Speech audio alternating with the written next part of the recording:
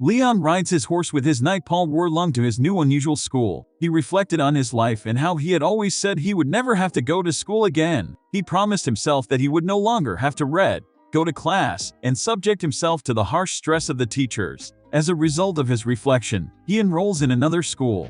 As they approach the school, Warlang informs him that they are almost at the Imperial Best Magical School 1. According to one of the city's best servants, Paul Warlang, who himself could not have expected to be a great servant of a noble child, as well as immensely impressed by Lehane's wisdom and strength, tells him that he values the right and opportunity to serve Lehane and will not take such a privilege for granted. For Lehane, on the other hand, it is much more than that. He looks at the school environment and remembers when he graduated. Back then, after graduation, he promised himself that he would never be in school again. His friend, who has been his classmate twice and has seen them struggle to survive school life, makes him remember everything he has been through. Starting with when a professor invited him to join the hiking club. That invitation he dutifully declined, and ending with having to work nights at school because of the countless assignments his teacher gave him.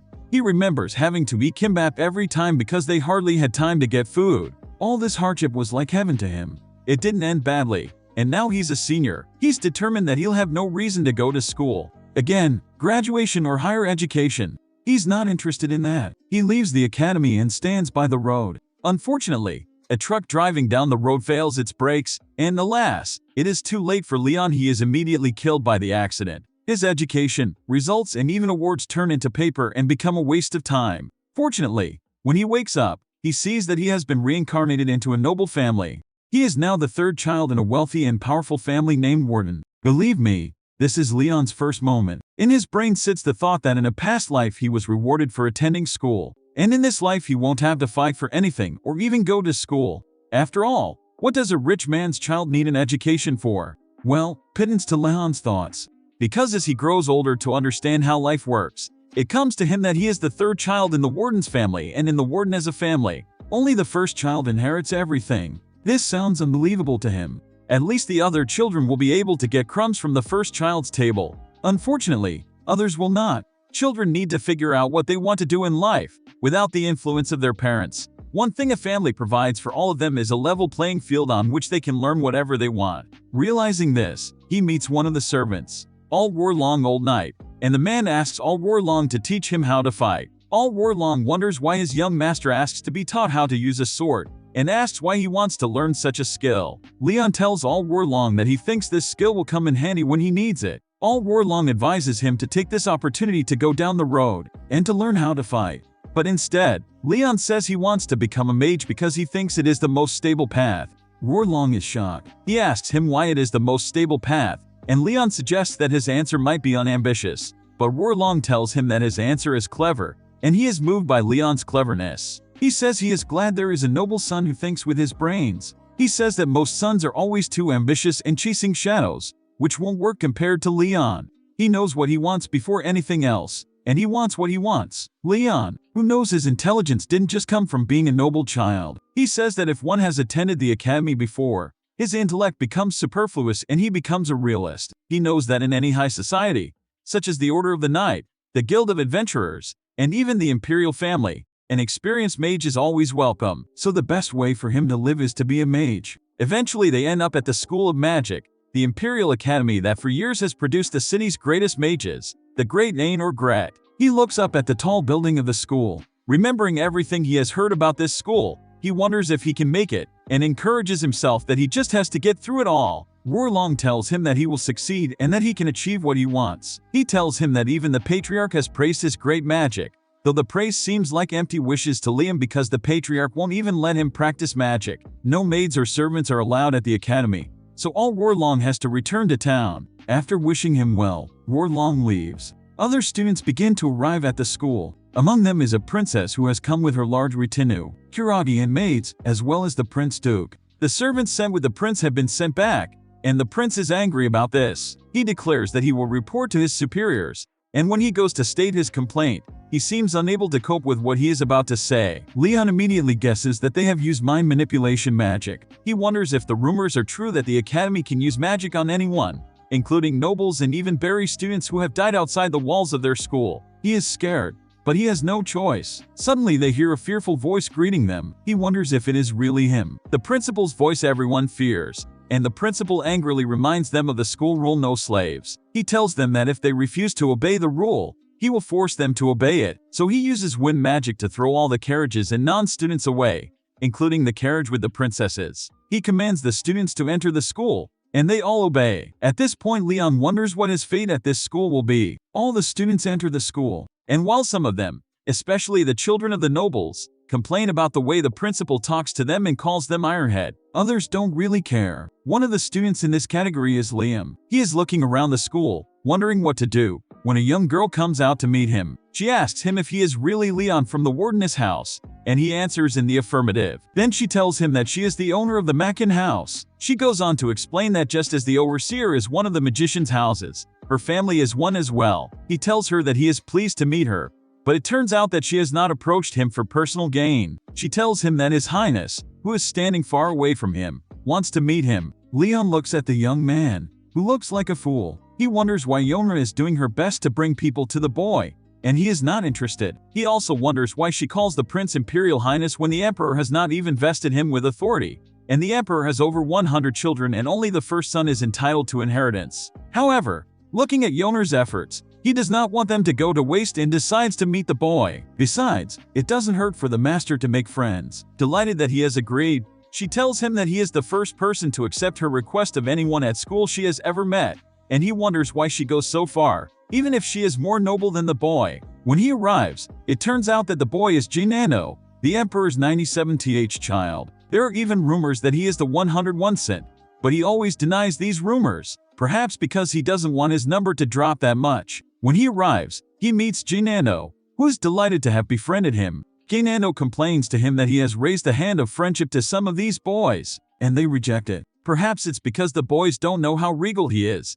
and it turns out that Gainano doesn't even know what regal means. Leon concludes that he is an immature idiot. He tells Gainano that regal means that he is a child of honorable lineage and royalty, a title that flatters Gainano, better acquainted with Adnart, the 44th imperial princess, than with him. Although Leon knows that the reason they want to be with Adnarth rather than Gainano is that Adnarth is of more royal descent, but he tells Gainano not to worry about it. It turns out that Gainano is so worried that he asks if Leon can help him teach the boys a lesson or beat them. But Leon tells him that royal men don't do that. He also tells him that royal men do not bully anyone. When Gainano insists, Leon says that the most royal way is to challenge them to a duel. Gainano knows he cannot win, so he surrenders. The hostess is amazed at Leon's wisdom. She tells Leon that even she, a member of Gainano's family, cannot comfort him like this. He tries to ask her why she cares so much about Gainano, but then they hear the principal's voice again. The principal asks them why they are all chattering away. They look at him and wonder why he is a countenance. Lick is a great fellow who decided to become undead instead of dying. Leon says he never expected their headmaster to turn out to be a leak. The headmaster asks them if they know why he calls them Ironhead, and Adnart replies that the reason he calls them Ironhead is because their class is called Steelhead. He tells her that she is right and awards her 10 dorm rating points. She is happy and she wonders if there is a point for the dormitory. But he tells her he is a fool and the first thing mages should learn is how to decode. After separating the lies from the truth, he tells her that the dormitory points make no sense and she is just being fooled. He says that the reason their class is called steel is because steel is a great material that can be used in different ways and is very useful. They are happy that he thinks they are very useful people, but he tells them that they are fools, which again is a lie. The reason they have become fools is because their brains are as empty as steel. At this point they are all confused. He apologizes for meeting them in a harsh manner, admitting that he knows they all traveled from different places to get here, and he is sorry, very sorry. Then they turned around and looked at the door next to them, and then it opens, and they get into the dining room, and the food in that dining room is magical. They are pleased and grateful as he tells them that they must eat. Leon, on the other hand, wonders if he is serious or just teasing them again. Regardless, they sit down to eat, and suddenly the food is gone. He laughs at them, saying that they are too gullible. He tells them that the law of their academy is thirst. When you are thirsty,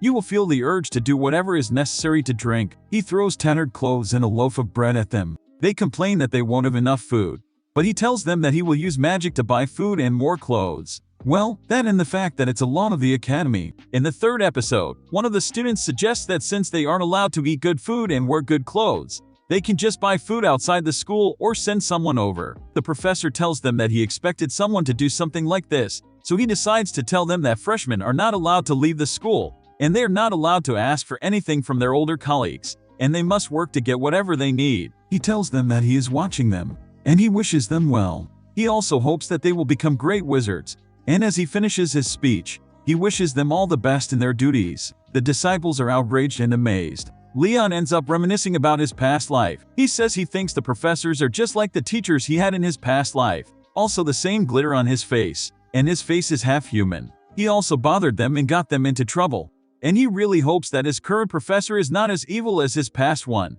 He also thinks that this academy is different from his past. At least here they are still fed and clothed, though not as dignified as they think. Jinando comes out to meet him. He complains about the way the professor treats them and says that they are treated like slaves. He says that even the maids in his house get better clothes and food. The overseer thinks that his house is the most underappreciated house among magicians' houses. This is because they focus on learning and studying magic and don't attend social events, so they shut out other people in a way that others don't. They know how rich and powerful they are. Gainando also assumes that his family is also influential, so he tells him that he should visit their home to see how people are treated. After Gainando is done bragging, he tells him that they should go to their dormitory. Since there is no discrimination at the academy, they accept students from different classes. However, to make sure there are no fights between the teenagers, their rooms are divided into 4 towers, according to their class. The first tower is the Tower of the Arrogant Blue Dragons. This tower consists of the children of the noble. The houses are rich and arrogant, who believe that their parents own the world, and Leon is assigned to this dormitory along with Jainando. The second tower is the Tower of the Ever-Burning Phoenix. This tower is made up of students who wield the magic of fire. They can burn anything and anyone, and mostly children from priest families live in this dormitory. The third tower is the Tower of Lightning and the White Tiger, guys whose swords can cut through anything that can be cut through. They have tremendous strength, and their sword is their backbone. In this dormitory live the children of the family of the night. The last dormitory is in a tower called the Tower of the Past and the Future. They are most discriminated against, and they don't have friends because everyone knows they are poor. The kids from noble homes look at them with disdainful eyes and refuse to relate with them. But those are the people, and takes as his potential customers. He wants to get closer to them, so he looks at them. The students notice him and they figure that compared to the others, he isn't looking at them with disdain. He wants to get closer to them but feels they won't want him about the same. One of the rich kids says that he doesn't know the reason the school will admit those poor kids to the same school as he, and the low-lives kids look at him. He asks them if they want to fight him and Len, who won't allow his potential customers to be bullied and interferes. He says that the boy is a lowlife and not the students, and he reminds them all that they have said everything they have aside before coming to that school, and they are there to be equal, so they shouldn't mock his future partner. He assumes that the atmosphere will be better after he says those great words and he will be able to make friends with the kids from low-income homes. But the reaction is quite opposite. As he tries to greet them, they all tell each other that he is the mate from the warden's house, the terrible magic house where their patriarch is a dragon, the house with the bloodline of demons, and they are not to be looked in the eyes. The owner laughs at him that he really came from a noble house at that point in his life. He doesn't know the rumors that pass about his family.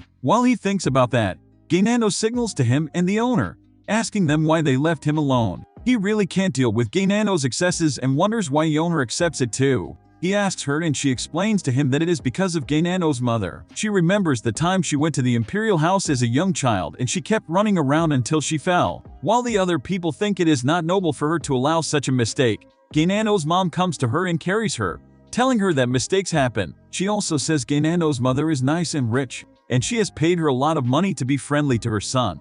So she is just doing her duty, Lee, and also wonders if he should try being friendly with Gainando too. They all walk toward the path they will assume is their dormitory. Gainando looks around and comments that the school is big. Well, what can be expected from an academy of such a nature? They see a big building and they know it's their dormitory. But everyone isn't going nearer. When they get nearer, they are shocked at what they see. They see a tiny tower, a place that can't even contain half of the people in that building. It is far above being disappointed in Gainando as he is angry and annoyed at the same time. He complains that his servants don't even sleep in such miserable places in his palace, and he is more than disappointed that a great academy can treat nobles in such a way. One would wonder why he left his giant house in the once place. Regardless, they all enter the building, and as they do so, they all disappear. Leon hears a voice that welcomes him and he wonders where he is. But as the smart student that he is, He immediately figures that he is in a magic tower. The voice asks him where he wants to go, and instead of replying rapidly, he asks what he can do. The messenger tells him he is smart and one of the students that understand how magic works. The voice tells him there are 2 places available for him to go at that point. The one sin is his room and the 2 is his study. He wishes to know if it is possible that he goes to any other place after exploring those 2 places. And the voice tells him there are other places. There are places you can only go when you know their names and other places you can go if you win prizes. But those places aren't available at the moment. So he opts to go to his room. Immediately he enters his room. The first thing he reads is the school student manual. The book tells him that each student is to take classes which they are interested in, and they are also allowed to test the classes for about a month before knowing the one they will choose. In the book there is a quote from the headmaster which talks about how a maid doesn't allow people to choose his path on his behalf and a maid should make his decision. After the quote, he sees the name of the headmaster is also gone. Adults. The name also sounds less terrifying than the voice they had been hearing, and he had expected the name to be the worst. Despite that, he feels he prefers the academy to the grad school he had gone to before at least. They're even allowing them to explore choices of fields to go to during a break. He goes to a common room where he meets the owner. They try to get to know each other, and she tells him she wants to be an alchemist. She informs him she wants to create a magic potion for the Imperial House, which has been her major objective. So she asks if he will join her. He requests some time to think about it. But right in his heart he knows he can't be an alchemist, he says the job is too competitive and it requires some of the business owners to penetrate evil toward themselves so that they can get a monopoly. The job isn't stable enough for him and he wants something stable. She asks him what courses he wants to do. As for him, he would like courses that will be easy to pass and where he can get great grades. He wants to be a civil servant and except from the field he is picking, another thing that will outs in him is his grade. So he wants to take all the courses to know which one he will pass easily before making that decision. Unfortunately, he can't tell her that, so he tells her. He wants to get to know the courses better before making his decision. Gainando comes to meet them, telling them there is an emergency and he thinks there is a thief in his room. He says he thinks so because his room is empty. They look at him in awe because that's what everyone's room looks like. All the students spend their nights in that empty room, and the following day they all need to go to class. Their first class is a basic magic comprehension class. It's a compulsory class for all first-year students, and the class will be taken in every dorm. He looks at his fellow students and they all look tired, as if they didn't even have any time to sleep in their rooms. He asks them what has gone wrong and the owner complains that the empty room and their empty stomach didn't allow them to get any sleep at night. Gainando also says the clothes he is putting on are racks and they get him uncomfortable. The condition doesn't seem quite harsh to Liam. He has gone through so much more in his past life. He remembers back then in his last life when his friend gave him an energy bar when he requested food and told him that was all his food for the day. He promised him then that they would have a feast later. But the feast is just a cup of noodles. So compared to what he went through before, he will be fine with that life. They get to their class and when they open the door they get so scared to look at their teacher. Guess who she is? She is a troll. Trolls are infamous monsters that even the major houses avoid, and now a troll is in their class teaching them. She tells them to enter the class and she introduces herself as Garcia Kim 1/2 troll. She begs them not to be afraid of them, reassuring them that she doesn't eat humans unless she is hungry. That statement elevates their fears more. They look at her confused and ask her if it is possible. She eats them when she gets hungry. She eventually confesses that she is just joking. There is a magic class going on. Garcia Kim half-troll admits that all the students in this class are children of magicians, and they have been given the codename Steel. Her class will have to learn what magic is, learn it, and find their magic. The logical skill and type of magic that can be used is different for everyone. She explains that life as a magician is harsh and rigorous, and she wants to guide them through these challenges by becoming their guide. The students calm down a bit after an unfortunate joke about eating people. At least she is a little better than the principal, and they're glad there is at least one better teacher in this school. She asks them what they think magic is, and one of the students raises her hand to answer the question. The girl says that magic is the actions of a wizard to change the world by his will. She agrees with this definition, but adds to it a bit. She says that it uses an energy called mana. Everyone in this school can sense magical energy, and they are talented enough to recognize it. But in order for them to use magic, they need much more. To use magic, they must summon the magical energy with their will and then weave it together. Only then will they be able to conjure. Garcia Kim acknowledges the common belief that one must utter some magic words before one can make magic, but concludes that the most important ingredient needed to create magic is the will to create it. She emphasizes how important the human will is, and warns her students not to forget this part of the class. She gets chatty and keeps going deeper, forgetting that she needs them to try to use their magic as well. When she comes to her senses, she tells them that they should try to use their magic themselves, and asks them to stand up. She asks them to take their magic wands, and they must gather magic energy around them. Li-han himself really wants to start practicing magic, but his father refused to let him do it when he was a child. Kim tells them that as long as they maintain the magical energy around them, they must create light with their will. The students react differently to this assignment. Yeoner is tired and didn't know that using magic could be so stressful. She argues that it is like pulling the reins of a wildly rushing horse, and if she loses concentration, everything will dissipate. Turns out she is right, as Kim warns them that they must not lose concentration on what they are doing. Otherwise they will lose the energy they have gathered. She tells them that after they have concentrated the energy, they will say their chants. Also, that they can say whatever comes to their heart at that moment. She tells them that a shorter spell will help them focus more easily. The rules for using magic are simple. The first is to gather magical energy, the second is to move the magical energy with your will, and the third is to cast a spell. Eventually Li-han manages to figure out how it works. He tries to try it, but knows he's not sure it will work just because he figured it out. All the students tried to put what they've learned into practice, and it's really not easy. Some of them complain that their magical energy isn't working. One of them is releasing uncontrolled energy, and Kim warns them that if they can't control their energy, it could hurt the person, but her job is to keep that from happening, so she will block out the extra energy if that happens. All they have to do is keep practicing. She told them that lightning is the simplest kind of magic, but it's also very difficult, and it takes some students months to learn, and that's what she'll let them learn at their own pace. She instructed. They must keep practicing until they have no magical energy left, and after the first attempt, one of the 3 students stops. After the second attempt, 3 more join them, and by the third attempt there are only 5 left. When they reach the 7th attempt, only Li-han remains. He asks the teacher if he should continue, since he's the only one left. Kim is shocked. Normally a person needs no more than 5 attempts, and the fact that he has made it to the 7th attempt and is still strong enough to continue shocks even her. She asks him what his name is, and he tells her.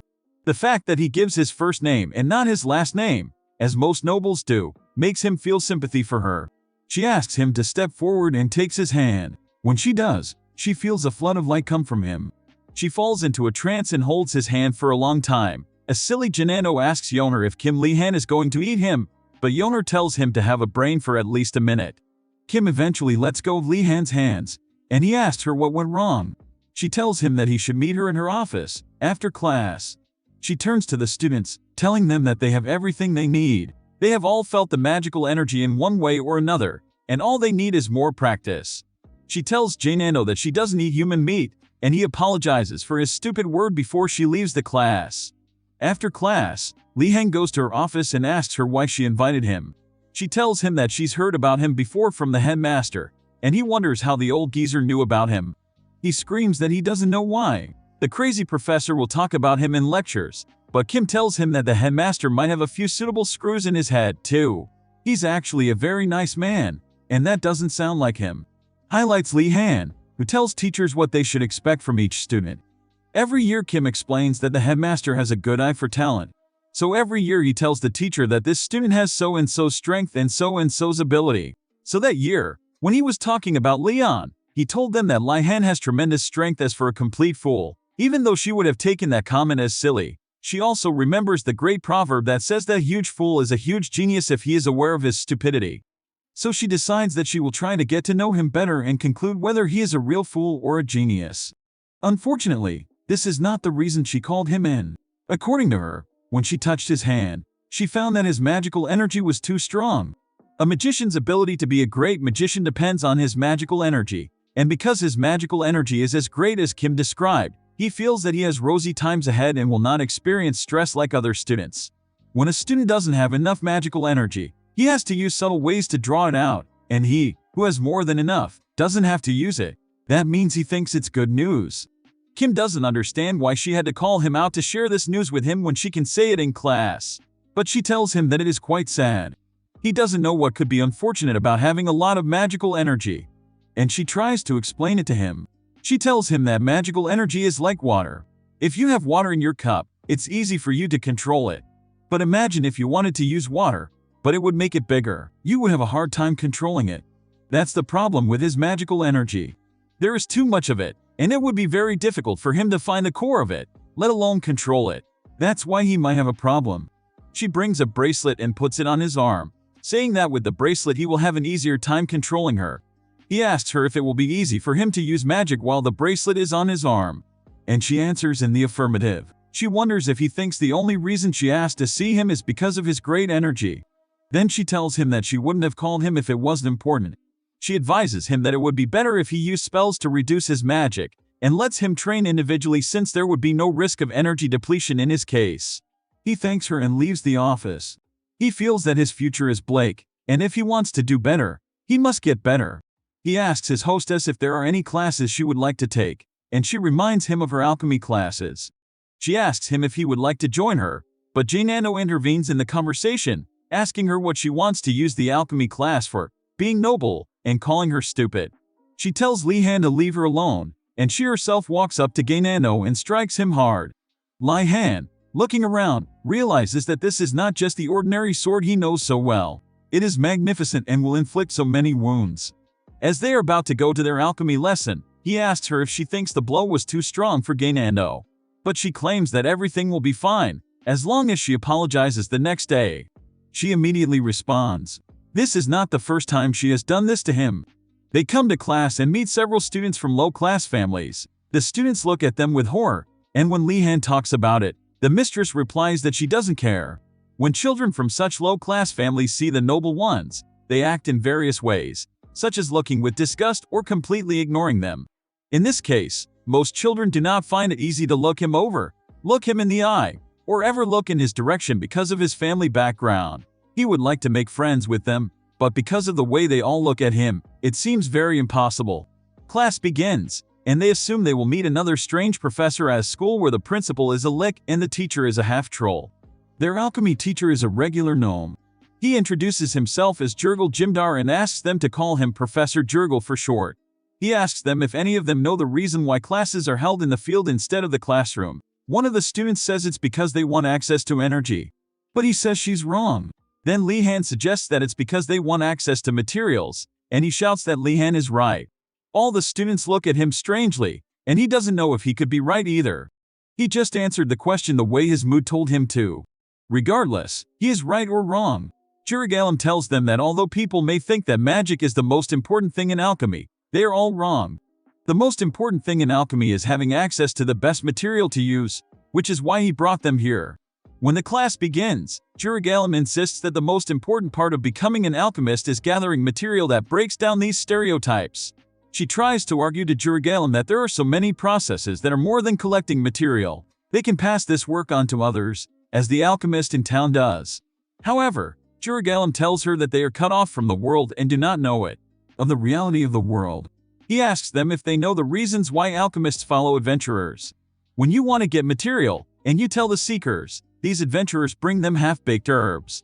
They don't know how to separate the grass from the root, so the grass ends up spoiled. That's why he tells them that an alchemist who can't get his own material isn't really an alchemist. He's said enough, and it's time for some real action. So, he brings the herb and asks them to find it among the priesthood that is in the school.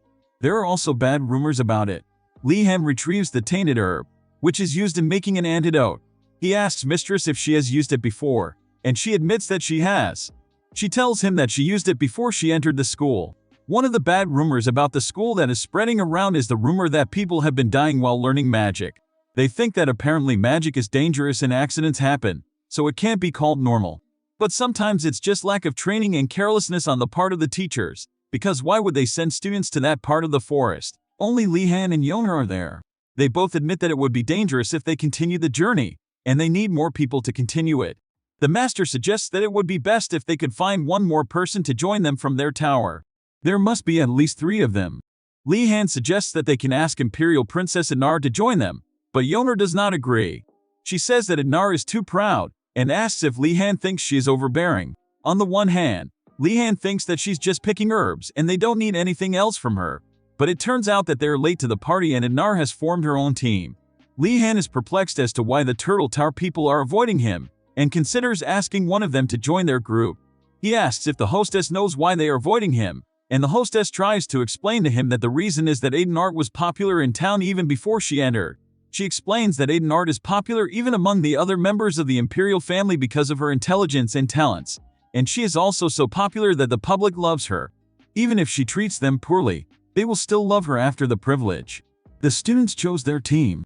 The only squad of students left are our students from the last tower. He knows how much they hate him, but he also knows he cannot risk their lives. In order to go to the forest alone, he needs to find another person to accompany them.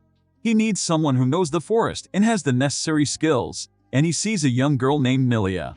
She is from a family of dark elves, and they are members of the Shadow Patrol. They hunt in the northern mountain range and know it like the back of their hand. Meanwhile, Nilia is left alone and is about to go into the woods on her own, though she doesn't know what herb she wants to find. And about the same time, Lihan comes to her and asks her to join his team. When she sees Yoner, she realizes that Yoner is a nobleman, but she does not know who Lihan is. However, because she is sure that Yoner is noble, she refuses to go with them. She believes that the nobles have the same intentions, and even if you try to get close to them, they will treat you badly and throw you out, so it makes no sense for her to go with them. Lihan asks her if she thinks about going into the woods alone, and she says yes. He asks if she thinks they will hurt her or throw her out, and she wonders if Lihan can read her mind because that is what is on her mind. She denies it and says she just wants to go there. He tells her that she can't go into the woods herself, given the dangers associated with the woods, and she will only end up getting killed. Reluctantly, she agrees to follow them. She gallops happily through the forest, and one can see that it is familiar to her. Her master asks him how he could have guessed that she knows the forest, and he tells her that her leg seems hard and she has calluses on her hand, indicating that she wields an arrow. Also, she has a Shadow Patrol belt around her waist. Nilia is awake all the time, so he tries to calm her down. He tells her to walk at the same pace. Lihan reminds her that only the mistress knows the herbs, and they must work together. Nilia asks him what his own work will be, and he replies that he will protect them. Nilia assumes that he is not of noble birth, and concludes that he will be a knight. Then she asks why he is staying in the first tower. He reluctantly introduces himself as Warden's third son, and right after Nilia hears this, she cringes over his last name. Nilia tries to return home, reminding herself that there is nothing extremely wrong with his family and that, despite her fear of the family, she can handle him. It is at this point that Lihan realizes that there is something wrong with his family. He tries to ask his boss if there is a reason why everyone is looking at him that way, and she laughs at him. She tells him that rumors go around about all the magical houses, but the one that people have taken away from his family is probably the worst. First, the people believe that the head of their family is a dragon. She explains that this is because during the invasion of the undead, their patriarch made a great fire that destroyed all the undead at once, and this spurred the assumption that he might be a dragon. Their family made an ancestral pact with a spirit that gave them great power in exchange for their emotions. They are devoid of emotion, easily irritated, and when they fight, they destroy everything around them. She goes on to explain that a representative of his family, who came during a riot in Quell, made an entire town disappear. He wonders why these rumors only concern his family. He reminds her that all mage families have the right to come out when there is a major struggle in the country, and they are allowed to use whatever means seem favorable to them to quell that struggle. So he wonders why people think his family is terrible. His mistress tells him that he doesn't have to worry about it and that people will always talk. As far as she knows, their patriarch is not a dragon, and they are not that unemotional, not that she can deny that they have great powers. They call to Nilia and ask if they can continue on their way. As they continue through the woods, Nilia sees some monsters on the trail. As she takes a closer look, she realizes that the monster is probably using something to hide its power so as not to draw attention to itself. Nilia feels that they are not interested in knowing about monsters, and she is not wrong, for the mistress is tired of it. Lihan, on the other hand, is not so tired of it. He asks her how she knows the foothill where the monster they may encounter is located. She tells him that there are several monsters in this school, since there is a lot of magical energy around, and most of them are formed from discarded magical items such as slime. Anyway, she decides that they should keep going this way so they don't get ambushed, and any monster they encounter, they will figure out. Lee asks her if he too can follow the trail and check it out. She tells him he can, but he'll get tired right away. He's not one to give up easily, so he seems confident that he can make it. She inspires him to keep going. Eventually they find spoiled grass. The hostess bends over to uproot it so as not to destroy the magic in the grass. And then she sees that there are only 2 plants there, and asks them what they can do, and whether they will have to keep going into the woods to find other herbs. She notices that they do not answer. Instead, they are both focused on something behind her. Turning around, she sees that they are in danger. This is boar, Li-han tells them. He's sure it's no ordinary boar, because he can feel the magical energy emanating from it. And Nilia tells them that they're not facing a boar, but a monster. They don't have any weapons to fight with, they just started training with magic, so an encounter with this horrible monster must be very unfortunate. The only thing Li-han comes to mind that he can use is his magic staff. The magical staff can increase in size at the will of the wilders, so his staff is enlarged. His friends are frightened and ask him if he can defeat the demon standing before them with the staff alone. Nilia advises that if he feels that he cannot defeat the monster, he should simply take his red head in his hands and run along with his mistress while she distracts the monster. The mistress is glad that Nilia is taking care of them, but the girl says she only offers it because she knows she is the only one who can do it among them. Li-han sets out to fight, knowing that he may face his death that day. He recalls his training with the priest, who told him that he must use the magic staff. Although a magical staff is not enough, it can bend to the will of its master, and it can be a great weapon. He repeats that not everyone reaches this level, and the level is called an aura state. So Li-han may not reach this level, but the magic will come in handy. He remembers training for this magic. It was very difficult for him. He wonders why he is under so much stress when all he wants to be is a mage sitting in a chair, and it doesn't matter how he feels. He tries to keep going so as not to upset his friend. He strikes the boar with his staff, and with one blow the monster dies. His friends are shocked. Did he really just use a staff without magic to defeat the monster? They are all amazed. The staff contains tremendous energy, but it is almost impossible to defeat the monster with it. Everyone is defeated. How could Li-han defeat the monster with a simple staff? The staff contains tremendous energy, but it is almost impossible to defeat the monster with it. The reason he was able to do this is because he subconsciously used the mana in his body to support the attack, and he has not yet reached the level of a great aura. Li-han is glad that they survived and were unharmed. Mistress is tense. She even has trouble getting up from where she was kneeling during the attack. She is tired. Generally, it seems callous of the school to send inexperienced students into the woods, where they might encounter such a monster. Mistress ponders whether to drop her course because she doesn't want to die. Just as she is pondering her choice of course, they hear another sound. The sound comes from behind them. This sound means that there is another boar in the woods, and they have not gotten away from trouble. Immediately the question of closing the course becomes closed, because how are they going to beat 2 monsters in one day? They go to the place where they heard the voice and see that several students are there. There are a lot of students, and this team was made up of good students, so they decide to observe and see how they will do. The first member of the team to muster up the courage turns out to be Sandalcat. He is the son of Dom Dalkhead, and while House Gordon is known to the Emperor for his immense strength and power, House Dalkhead is known for his astounding calculations and cleverness. They have the ability to predict. There are no limits to their power. They can predict anything that can be predicted. That is why they are the Emperor's advisor and treasurer. The others have decided that San will be the most skillful, since he is of this great lineage. San attacks the boar head-on. He calculates the possible ways the boar can fight back, and boasts that there is no way the boar can avoid his attack. But the beast avoids his attack effortlessly and even throws him off. Ednar was also part of this team, and she rushes into battle. She is scared, but she decides to face it. This is what she does with everything she has always faced in life. Before she uses the futile attack, Li-han intervenes and helps her.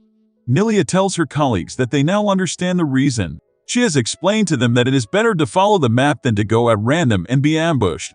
He thanks her for teaching him well. Then Ednar comes to him. She thanks him for intervening to save them, and he tells her that he is very pleased to hear this. He answers her in such a noble manner that Nilia wonders if they have forgotten that there are no nobles in their school. She says she will do whatever she can to pay him back, and he tells her he has a request. At first she wonders if he is trying to cheat her, but he quickly denies it. Then he says he wants her to recommend a course in which he can get good grades. Li-han talks about how she is influential and will know things other students don't. She assumes that his question is a test, because as a great Li-han will ask for advice on a course that won't take much of his energy.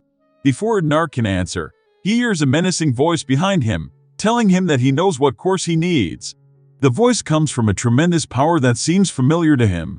He realizes that it is the same power he felt when he spoke to his professor in a past life. When he turns around, it turns out to be Professor Urigalem.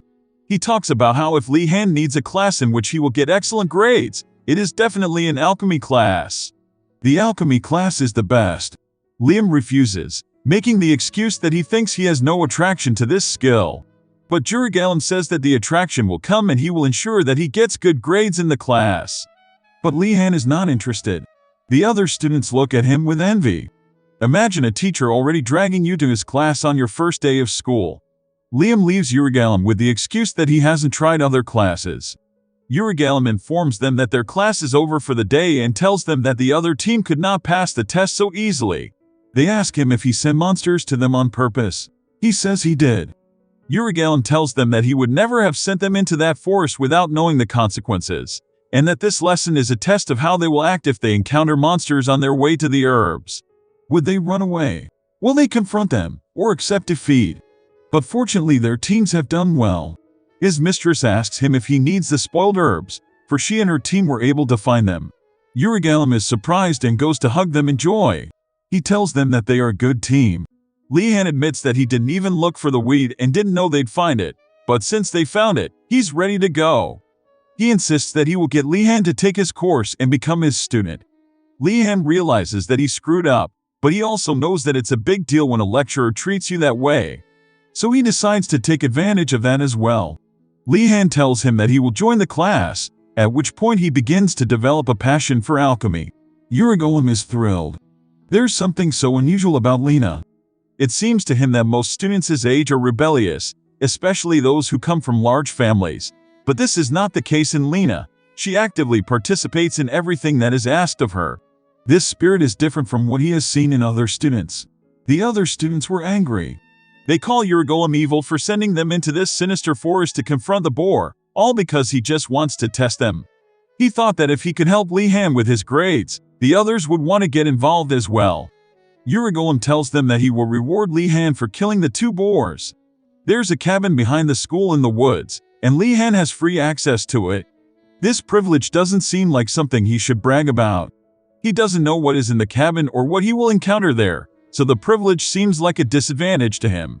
Urigalem, noticing his fear, realizes that he has hardly said anything to him. Then he explains exactly what most of the disciples are looking for. Right now it's food, and in a week the students will start writing over the lack of food. Li Han recalls that his tower is populated by noble children who are not used to hunger, so the ordinary students might get angry. Urigalem tells him that his hut is full of fresh produce as well as vegetables that he has harvested for himself, and Li Han now has access to them. To them as his reward. It sounds like bliss, and Li Han is happy. His teammates help him carry the boar they killed to the cabin. He has learned how to butcher animals alone from his servant. But he is not sure he knows enough to handle such an animal alone. He thinks his friends will not offer to help him, but, to his shock, his mistress asks if he needs an extra hand, and he accepts her offer. Nilia, who is also quite far away from them, sees that they are trying to butcher a boar. She asks them if they can do it, since they are nobles. They have no experience and such. Li Han asks if Nilia would like to get some meat, and if she does, let her join them. She approaches them, bragging that she will show them the abilities of hunters who live in the woods and know how to cook and cut up animals. Urigalem comes to their meeting with all the necessary ingredients and kitchen utensils. Li Han is confident that all will go well, because Yoner, whose family knows how to handle the items, and Nilia, who is from the Shadowhunter family, are by his side. He'll be fine for sure. Li Han also knows how to cook and dissect animals. He learned this from his servant, so he joins in as well. The others look at him. They didn't expect a child from his home to be interested in something like this. Given the rumors that have reached them, they both wonder if such things are taught in his house. After all, it is the opposite of what they thought they were before. After they finish skinning, the master suggests that they cut the meat into small pieces and hang them on a branch. It was the third day of school, and they were all already hungry because of the lack of food. So Li Han thinks he must find a way in which he can preserve the food for a long time, and there will be enough for them. He decides that the best way is to smoke the meat, so they hang the meat on the fire. Urigalem comes out and sees that they are smoking the meat. He didn't assume that either of them would have thought of it. When he gets to the meat smoking part, he notes that they continue to impress him by the second. He is glad to have them on his team, and before returning to the hut, Lihan asks him if he is hungry. He replies that he is hungry, and Lihan takes this opportunity to ask him if he has any bread and butter for them. To reward his best students, he brings them bread and butter and even adds to it his special game he cooked himself. They have a feast with several pieces of food on the table. He advises them to eat their fill, for they do not know when they will be able to eat much again. They keep eating until they are so full that they can't eat anymore. They say they still have a few bags of food left and don't know what to do with them. Nilia advises that they can take the food to their tower and distribute it to their colleagues, but they both see this as a business idea. They decide that since the students in their tower are rich and very hungry, they can sell the food. Nilia protests. She says they don't have to sell it. They can just give it away to their friends. But their view of friendship with Nilia is very different. They tell her that nobles don't like free stuff, and gold coins wouldn't be out of place. Shockingly, both Lihan and the landlady have the same outlook on life, finance, and money, and they believe that every business idea must be researched. They ask what Nilia is going to do with her share of the goods, and she replies that she will share with her colleagues. They scoff at her that friendships are temporary and coins are forever. Urigelm asks them to stop making noise. He looks at them and admits that they are his best students. But he also finds them disturbing. Lihan and Yona return to their tower, the tower of the arrogant blue dragons, far away from the school. And whenever you approach this tower, you are sure to be greeted by the scent of flowers and beautiful feelings. But on this day, the scent that greets the students is somewhat different. It is the smell of food. The students become curious as to what it is that they smell, and they approach to see Lihan and the host smoking meat, and the duo ask them if they have eaten. They ask what they are doing and if they can join them and eat the food. Lihan says yes. The table they set is for them, and they can eat anything, provided they pay a silver coin each. Since they are children of wealthy families, a silver coin is nothing to them. They are most concerned about food, and when they see an opportunity to get food, they are blissfully happy. They all agree to buy and throw themselves on the food. It is as if they are eating something unfamiliar, for so much time has passed. They say their names, Ward S. and Makin. Lihan is shocked that their business idea has been so profitable. He didn't expect such a thing. Because they've made so many sales and profits, assuming they sell meat for about 3 times what people will buy it on the street. But Yona reminds him that the students have no choice, and it's not like they can get food anywhere else. Well, she's right. While the other students enjoy the set table, Gainando sits in his room hungry. He feels like he is about to starve to death, and eventually he goes outside to see if he can find a way out. He sees others eating, and the mistress calls him to eat. He sits down, but without asking permission. Just about to start eating, and Lihan takes him by the arms and tells him that he must pay 1 silver coin, and that a nobleman does not need free food. He tells Lihan that he has no money because the principal threw away his things and his room is empty. Lihan tells him that this is not a problem. He brings a loan contract and tells Jainando to sign it so he remembers what he owes. After Hainando has done this, he asks if he can eat now. He says he is glad and lucky to be friends with such a person.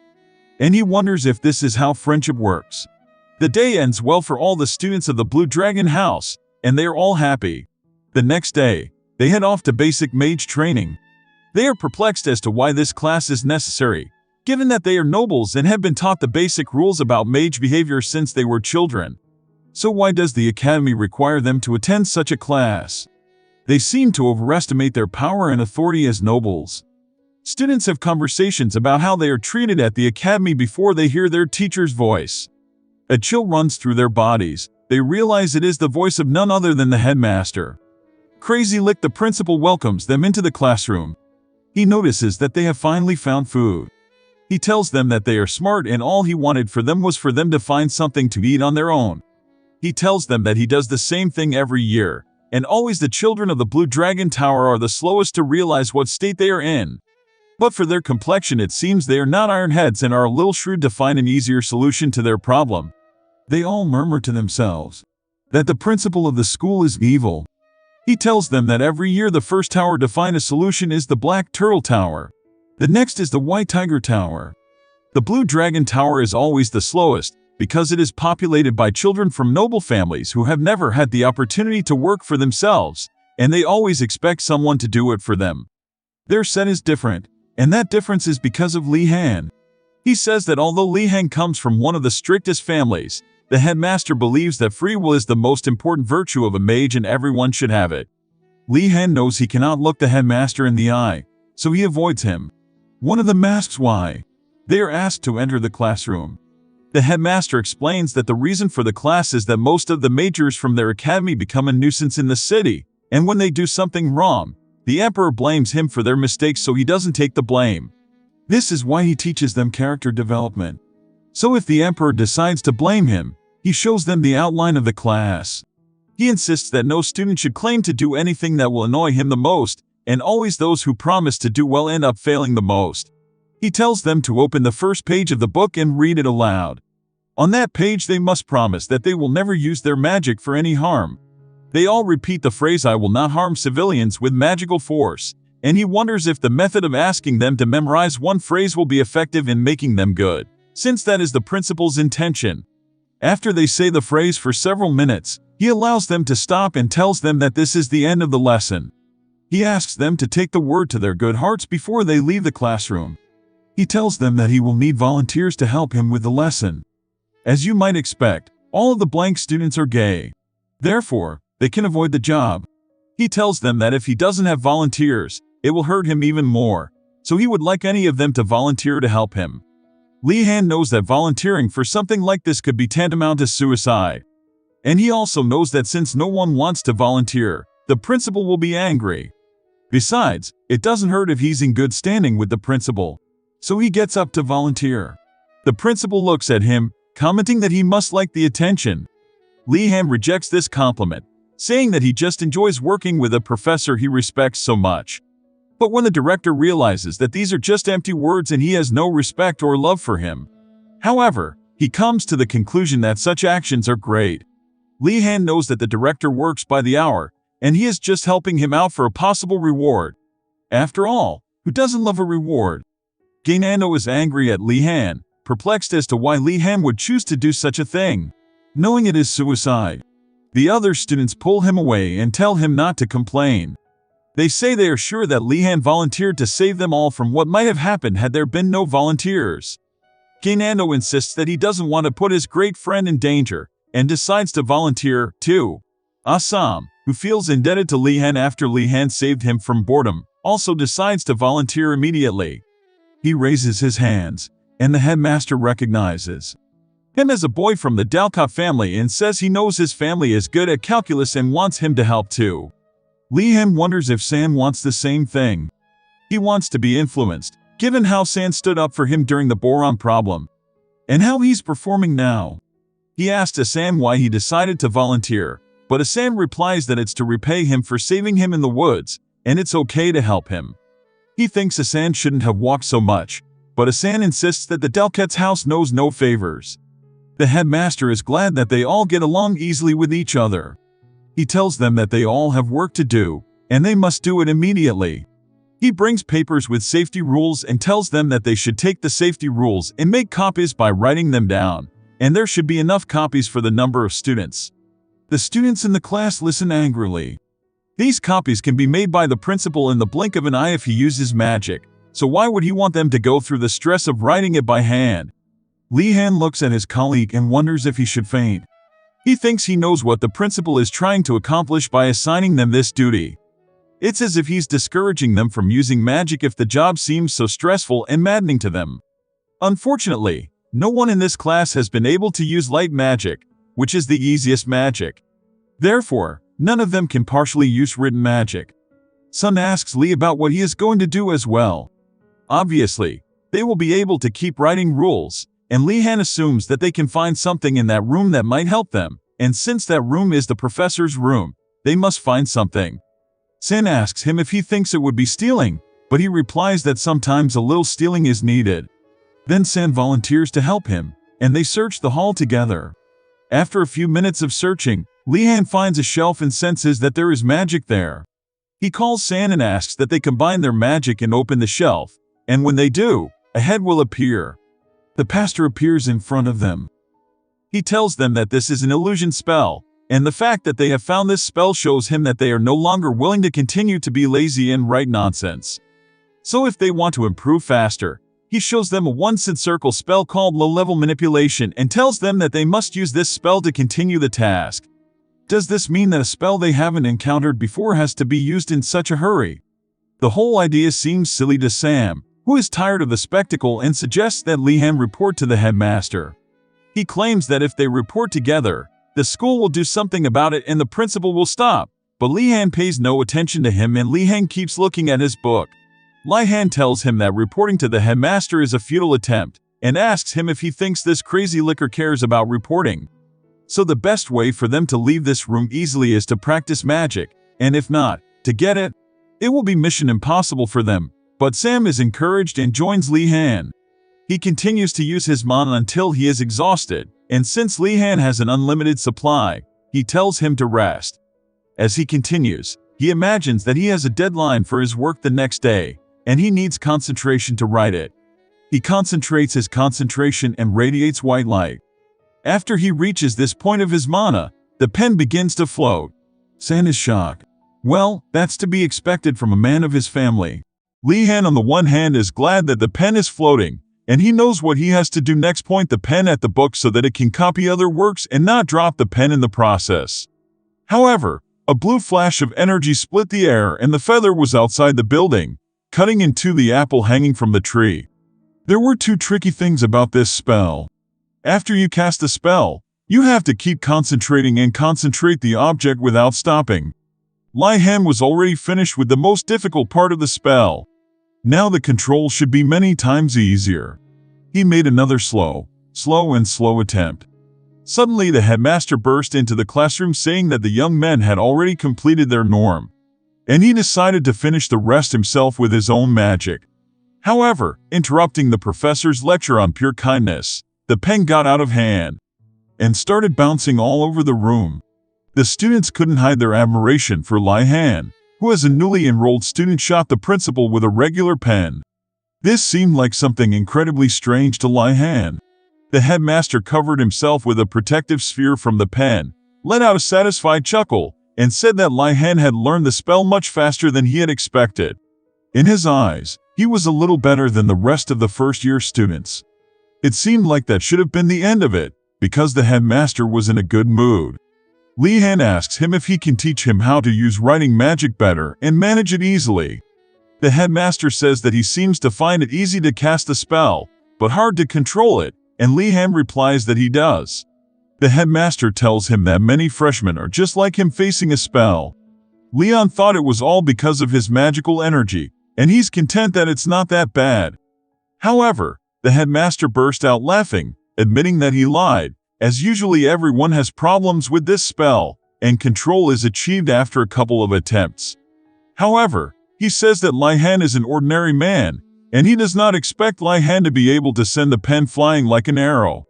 He wonders what Lee-han can do to better control his magic, but concludes that he will figure it out on his own. Lee-han was annoyed, but tried not to show it. The professor's answer didn't do him any good, but he had to be silent. Lee-han appreciates him for his excellent teaching and advice, and he bows to him to show that he really respects the advice he has given him, and this makes the headmaster say that there is really nothing fun about him. The headmaster tells Lee-han that he doesn't have to be afraid, that the more you use magic, the better you get. So if he doesn't give up and keep practicing, he will definitely get better. Now the director has sent the heroes off to lunch by teleporting directly to the center of the dining room. Lee-han notices that the director doesn't use magic when he needs to, but instead use magic to just teleport them into the dining room. Lee-han doesn't see Ashan around, as he was teleported to the clinic due to overexertion. There was no one in the canteen as lunchtime had already passed. Lee-han saw a plate of food on the table. It was the same as usual, which was good nonetheless. Lee-han had some smoked meat left over from last time. Later he sits down to eat, and when he does, he sees Her Imperial Highness. She asks him what he is doing here, and when he turns to her he asks if she needs him for anything. The girl handed him a parchment with a list he had asked her for earlier. A list of popular subjects, knowledge of alchemy, the basics of imperial linguistics, the basics of dance and communication. These were not subjects in which it was easy to get good grades, but only the most popular ones. Li Han was surprised by the presence of alchemy on this list. It was definitely a good thing, but the brunette turned to the princess to say that popular subjects and subjects that were easy to get good grades in were radically different things. And maybe there was just a mistake here. However, the princess only bowed her head sideways. Popular subjects are attended by many qualified students.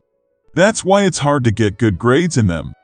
There is less competition in unpopular subjects, so it is easier to get good grades. That's what he meant. The princess was shocked. Did Li Han really want something simpler? She thought he was more in line with his noble status. But it turned out to be just another mistake. Just in case, the princess made another list, which included subjects best avoided. Spawned a list of unpopular subjects. Fundamentals of fencing, fundamentals of physical training, fundamentals of magic combat, interval repetition method. Li Han was delighted with the list he received. It was really just what he needed. The first was the basics of swordsmanship. It was rare to find someone who had gone all the way to magic school to learn swordsmanship. The same with learning the basics of magic combat and the interval repetition method. Students who come to school in search of truth are not interested in combat. But what's in it for Li Han? Wouldn't it be better to learn more ways to defend himself? He was indeed very grateful to the princess for her efforts. She left disappointed, casting a stern look at the boy. The next morning, Li Han was frustrated that no one agreed to choose the same items with him. Yeoner had already chosen the subjects. Ashan did not understand how one could spend so much time on such subjects. However, Li Han understood that they had no idea what would be waiting for them next, so they paid attention to the popular subjects. Usually, regardless of the school, the notion of calculation simply does not exist among teachers. They know that students have other subjects, but they genuinely don't care. So in order to be able to focus on your favorite subjects, you need subjects where you can do nothing. This is the right choice for the distribution of attention. However, he couldn't understand why the magic fighting class was taking place in the basement. The stairs looked quite ordinary, but he had a bad feeling. Everyone in the Empire knows not to mindlessly enter a mage tower, even if from the outside we look like ordinary people. But there are stories of people getting stuck in the tower forever once they enter it. Even as a child, Li Han wanted to know how exaggerated these rumors were. The people who entered the tower would never leave it because they would simply die. He recalls reading a book about these rumors and tries to ask his servant about it. At first the servant says that it is just a rumor, and tells him that people who go inside do not come out, so they are thought to be dead. Einrogard may be considered the worst version of the magic tower. Therefore, students usually make sure that they don't just walk around and wander around the school so that they don't go in where they can't come back from. Despite this, Li Han believes that since it is a school, a person cannot intentionally kill him or make him disappear. He walks through the first stairwell in the building and nothing happens to him. He hears a voice, and the voice asks him if he is going to the first basement. He sees that it is the headmaster. He thinks this is good news since he doesn't know where he is going. Li Han wonders what the principal is doing in this basement. He tries to flatter the principal to get directions from him, and says he is glad to see him again. He tells him that he is headed to the first basement and asks if the director can influence him to teach him anything, but the director sarcastically tells him that he has nothing to teach him and that what he has amounts to nothing. But the next day, when his corpse is brought out of the basement, he is sure to bring him flowers. Li Han was outraged by the principal's childish behavior in this way. Unfortunately, he could not express it in any way. Then the headmaster leaves the graduate student behind. Li Han wandered around the hallway of the floor in frustration, complaining that the principal only intimidated him in vain. Everything on the floor was lit by a large number of torches. Nevertheless, Li Han had the feeling that there was indeed something incredibly sinister lurking behind the door. He sincerely hoped that all his bad thoughts would remain just a premonition. He stood in front of a metal door pressed from the same metal elements. On the door hung a sign, the basics of magical combat. In front of the door he saw several students and was glad he wasn't the only one attending this class. There stood a man with a neat short blonde haircut. Standing next to the guy was a pretty girl with amazing, long pink hair. They were discussing the fact that it looked like someone else would be enrolling in the class, and they looked very happy. It turns out that the students he saw are actually misguided about their class. They see that they are in the wrong class, and they leave. Eventually, a confused Li-Han was left alone with a frightening metal door. When he opened the door, he found himself in a room where all the objects were made of stone.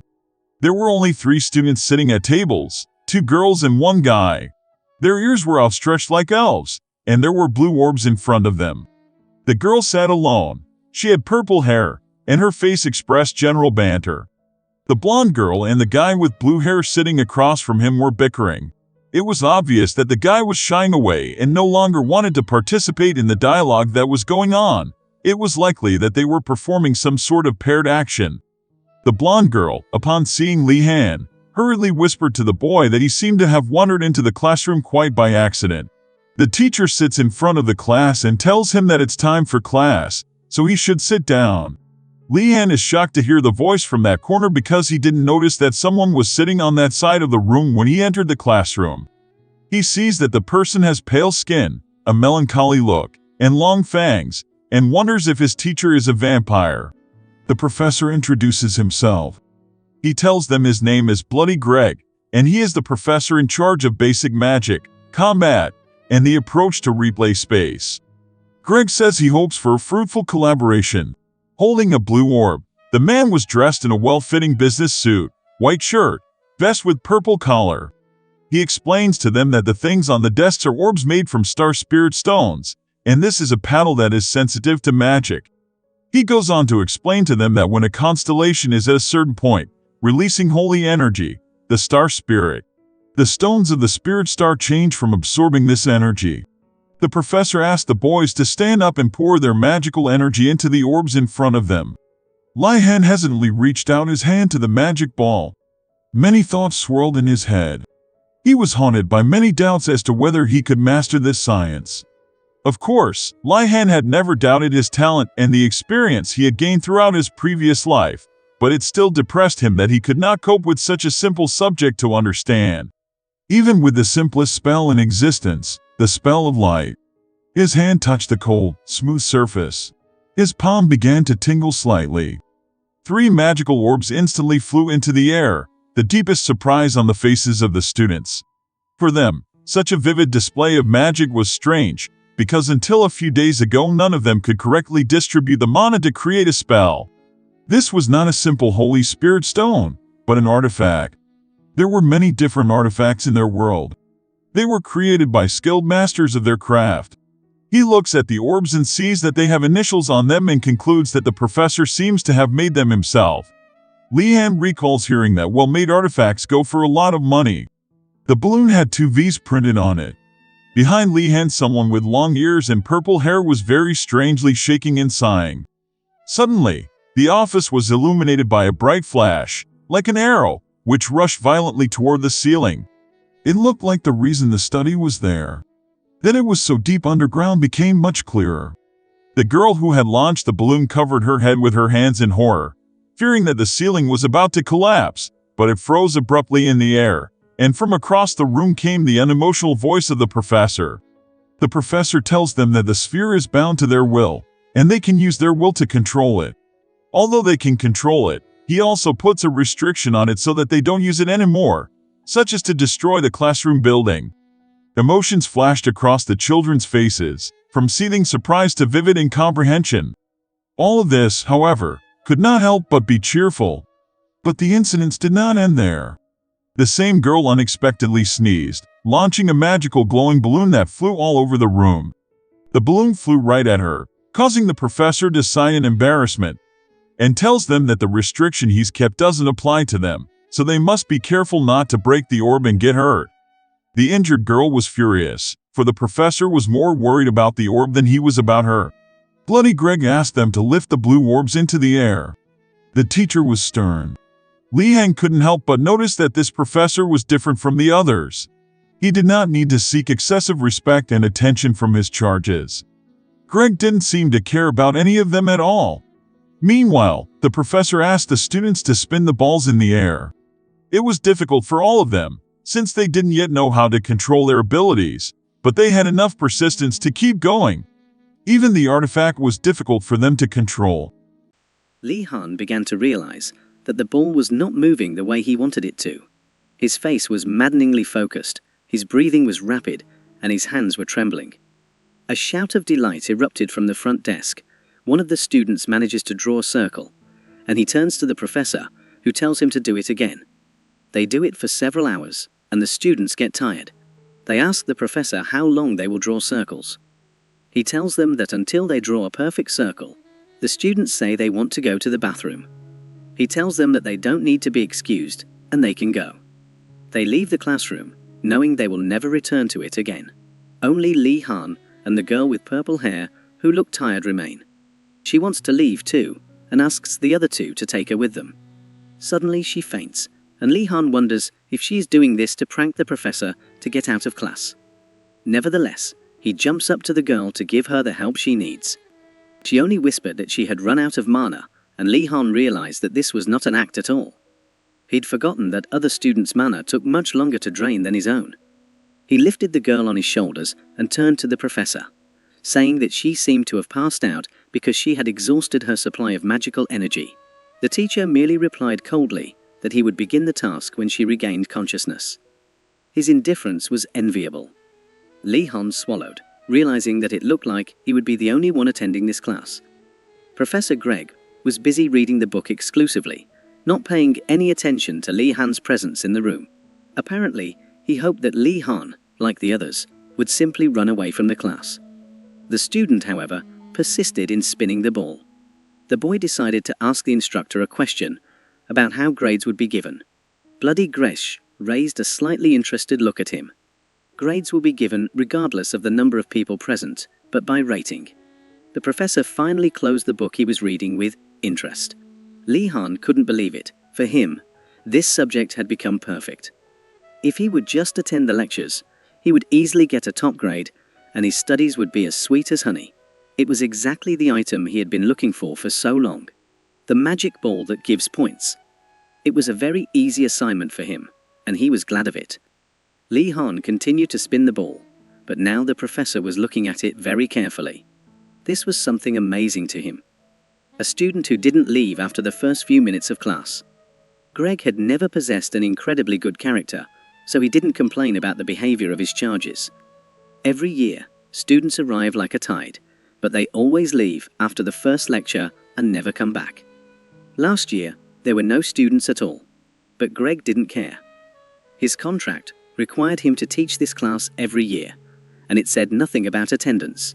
Almost every day, he sat alone in an empty lecture hall and hoped that time would pass quickly. But today, everything was different. One of the freshmen stayed, shattering all his expectations. Judging by his manners, the young man came from a noble family. Greg didn't understand what kind of magic Li Han possessed, but he could easily guess that he was special. It would be good for him if this student continued to attend classes. Then Greg could move on to the next topic of the class for the first time in years. Meanwhile, in the recreation hall, it was the only possible place for students to finally exhale in peace. It was hard to relax in their lives. Li Han was gathering in this place with his friends to share some really important information with them. Li Han was running and shouting that his friends should definitely enroll in that department, since everyone is guaranteed to get a high score on it. Li Han was glowing with happiness, but the guys didn't look so happy. Yona pretended to be really thoughtful, even though she had already chosen all the subjects she was going to take before she enrolled. The prince asked what exactly was being taught there. Li Han informed him that he would only have to pick up a crystal orb, fill it with magic, and draw a circle with it. Prince Einrogard began to seem very interested, and Li Han continued to admonishingly explain what the subject was. When he said that was all there was to do, the friends became even more disappointed in Li Han. They thought he was a fraud. Before, there really was something important to Li Han, but now they worried about what grades he would get. She and the prince couldn't help but agree that Li Han is quite unusual. Of course, with her outlook on life, it wasn't worth talking about, but he was just obsessed with profit. Li Han resigned himself to the fact that he did not want to go to class with him, and informed him that it was time for him to go to the next one. Einrogard was even curious as to what his next chosen class would be. And that subject was fencing. His friends wondered, how is fencing fundamentals at the Academy of Magic? The class was held in the courtyard by the south entrance to the main building. Li Han was surprised that there were many more fencing students than he had expected. Moreover, they were all from the White Tiger Tower. They were from knightly families, so they were good at swordsmanship and took the lessons seriously. Li Han assumed that if the class on the basics of magical combat was easy, it would be easy for him here as well. But if anything, he had practiced swordsmanship consistently many times before entering the school. The students looked at him strangely and began to whisper incredulously about whether he was from the Blue Dragon Tower. They knew that Li Han was from House Vardanars. Had he come here because he had trained with his mentor babysitter as a child? It seemed to them that Li underestimated swordsmanship. Li Khan knew that knights take great pride in their skills, but he did not expect such hostility. But it didn't matter, because they were just teenagers. But he couldn't understand how being a teenager could affect one's attitude. A tall green creature with pointed ears, dressed in a white shirt, appeared from behind Li Han. He immediately turned to Li Han, asking him if he was the son of the Vardanaz family of the Blue Dragon Tower. Li Han was surprised to see the green giant, for it was an orc.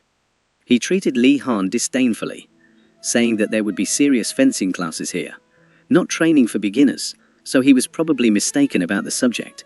Li Han wasn't surprised by this attitude and didn't seem out of the ordinary, so he simply thanked him for the clarification.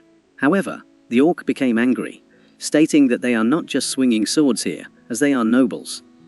Li Han might as well have been hurt in the duel, for no one would give in. The lad replied to him that so be it. He will restrain himself in the fight with him, so as not to hurt him too much. The orc boiled with anger. He was ready to attack Li Han. But there was a quiet cough behind him that caught the attention of all the students. It was the teacher who suggested that the class begin. He had a scar across his eye, and one of his legs had been replaced with a metal one. He introduced himself as Professor Ingaldal. This semester, he would be teaching them swordsmanship.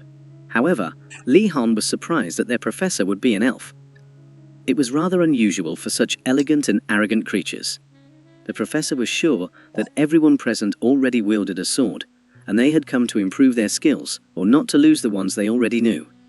So they decided to move on to practicing the skills they already had, to see what they could do. Someone came up behind them and put a hand on Li Han's shoulder. He turned around and saw a green-eyed elf with a yellow tie and blonde hair in front of him. He smiled at him cheerfully and waved his hand. He looked like someone who was popular with the girls today. The elf asked Li Han's name again. He thought he had heard it wrong. He wondered why someone from a noble family would come to a swordsmanship class, since his kind were known for good magical abilities. Li Han said it was obvious. If few people choose this faculty, it means it's easier to get good grades here. The elf looked at him in surprise. Li Han realized that the elf didn't understand him. So he simplified by saying it was all about grades. The guy introduced himself by the name of Gisel. He was from the House of Moradi, so he said he could just be called Moradai. He looked like a Gentile, but his hands were calloused. Li Han said he was glad to meet him and shook the lad's hand.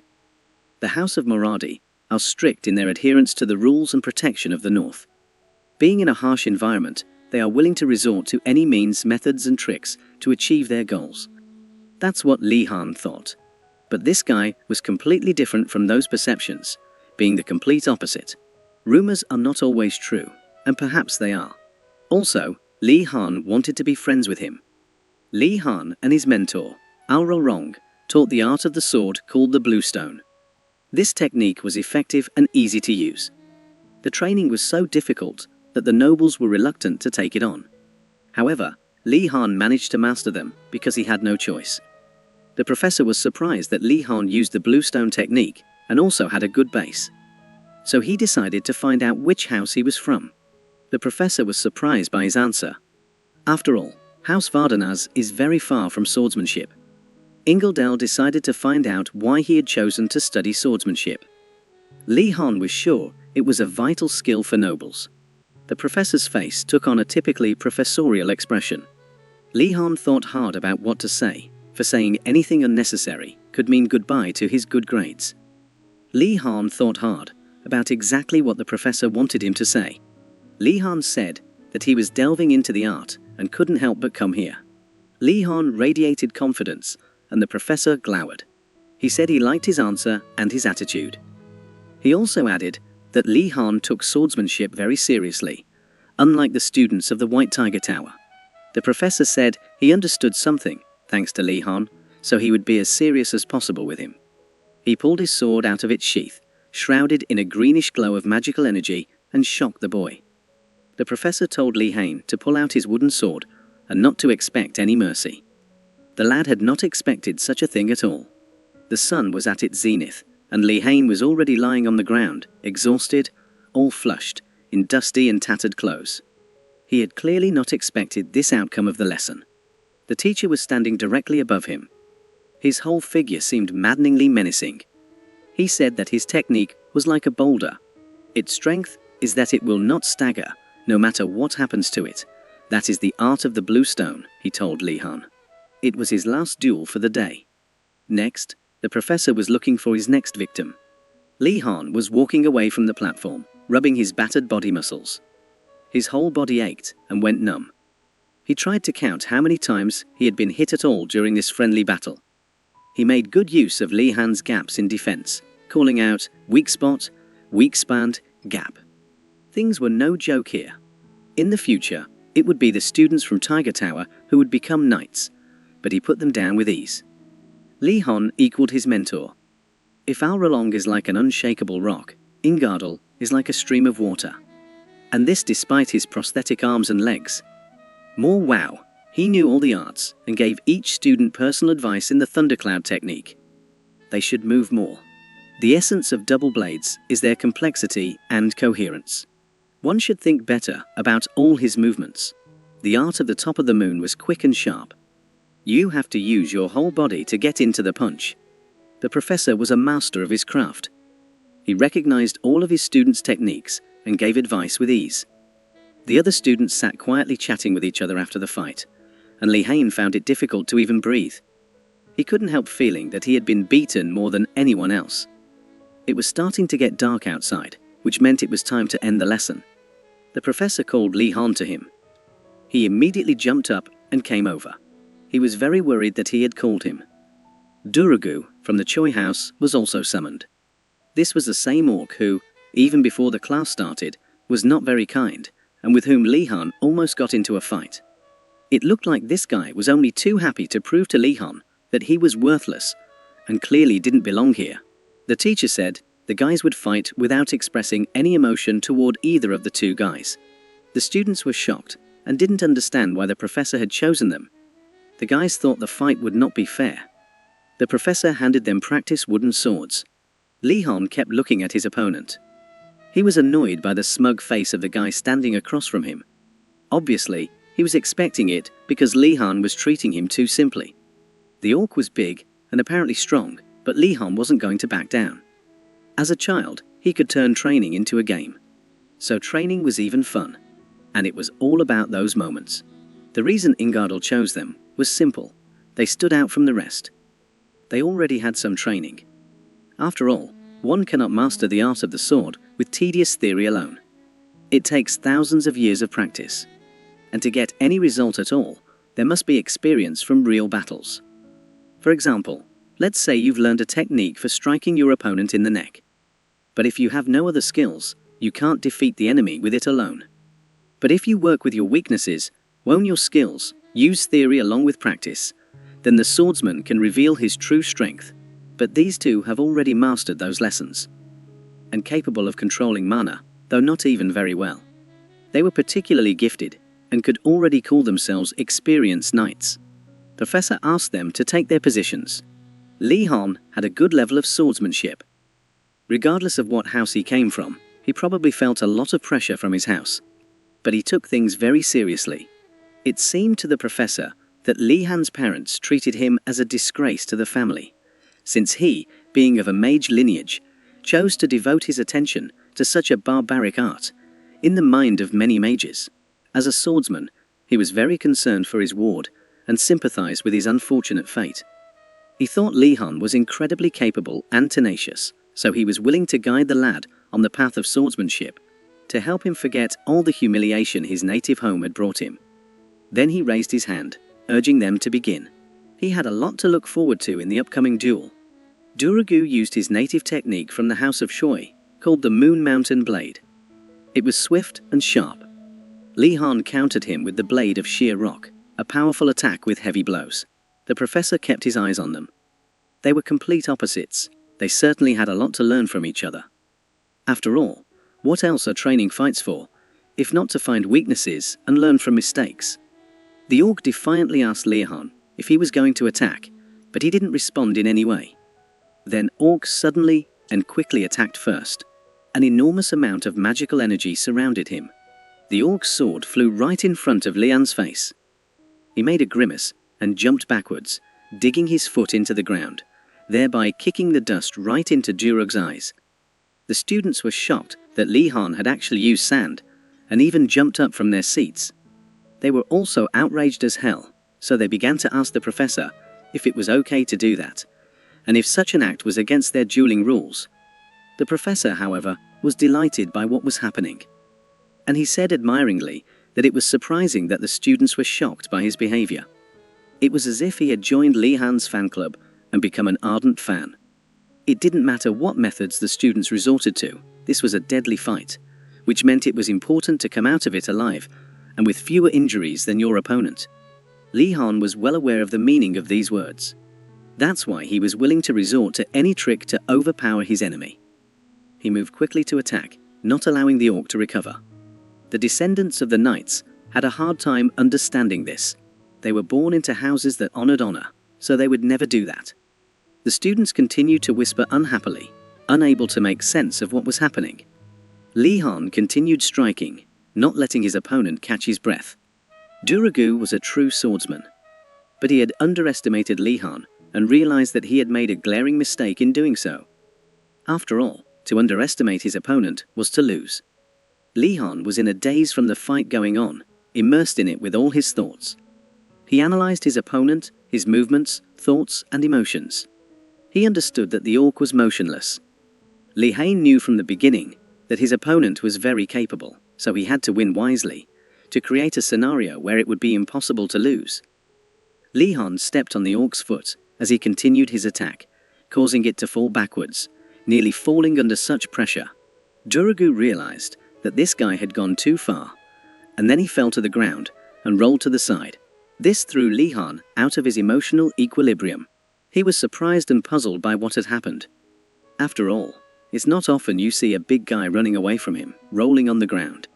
Li Han couldn't believe that the orc had really given up so easily.